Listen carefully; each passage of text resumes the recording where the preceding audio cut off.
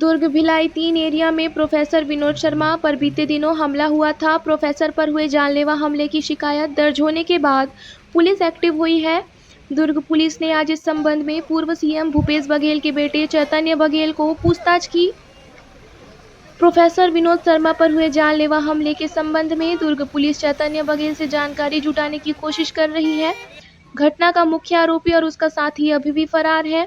दुर्ग police ने professor Vinod Sharma पर हुए जानलेवा हमले के केस में अब तक 4 आरोपियों को गिरफ्तार किया है। पुलिस की मानो तो घटना का मुख्य आरोपी प्रवीर कुमार शर्मा और उसका साथी अब भी फरार है। फरार लोगों को दबोचने के लिए पुलिस लगातार दबिश दे रही है। दुर्ग एसपी ने आरोपी के खिलाफ लुकआउट नोटिस भी जारी कर लिया है। पुलिस की कोशिश है कि जल्द से जल्द मुख्य आरोपी प्रवीर कुमार शर्मा और उसका साथी पकड़ा जाए। पूछताछ खत्म होने के बाद चैतन्य बघेल ने सिर्फ इतना कहा कि जांच चल रही है, पूरी जानकारी पुलिस वाले ही देंगे। लंबी पूछताछ हुई है। पूछताछ में किन बातों को उनसे पूछा गया और क्या कुछ मामला था पहले? थाना पुरानी भिलाई में अपराध पंजीबद्ध हुआ था 278/24, जिसमें हत्या का प्रयास और आपराधिक षड्यंत्र की भी धाराएं उसमें जुड़ी हुई हैं, जिसके संबंध में फरार आरोपियों की पूछताछ और उनके फरारी में भूमिका, इन सब बातों को लेकर के, इन तथ्यों को लेकर के आज नोटिस के माध्यम से चैतन्य बघेल को यहाँ थाना पुरानी भिलाई बुलाया गया था और उनसे पूछताछ की गई थी। पूछताछ में क्या बोला गया?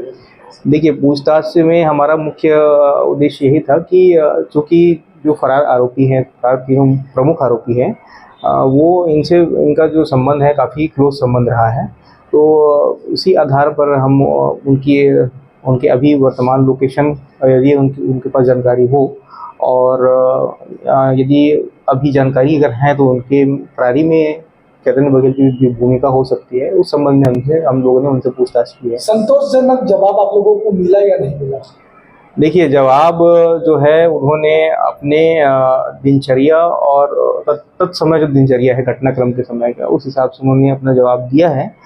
पर हम अभी टेक्निकल एविडेंसेस को उसके साथ मैच करेंगे, उसके बाद ही हम इसमें आखिरी निष्कर्ष पर पहुंचेंगे। डिप्टी बघेल को भी आप लोगों ने बुलाया था पूछताछ के लिए, उनसे क्या कुछ बात नहीं, डिप्टी बघेल जी को हम नोटिस दिए थे कि उनसे पूछताछ की जानी है इस घटनाक्रम के संबंध में।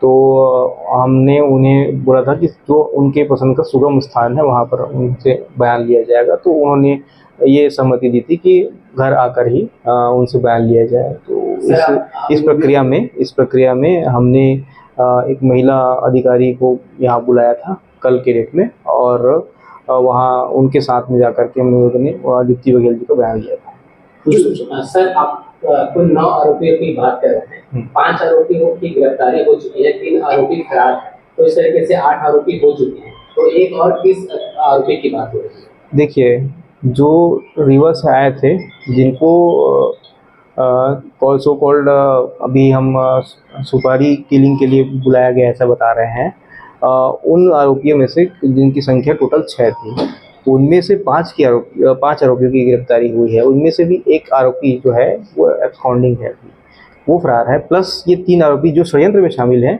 वो फरार हैं। इसलिए कुल मिलाकर के 4 आरोपी होते हैं जो फरार हैं। पुलिस कब तक इस केस को क्लोज कर लेगी?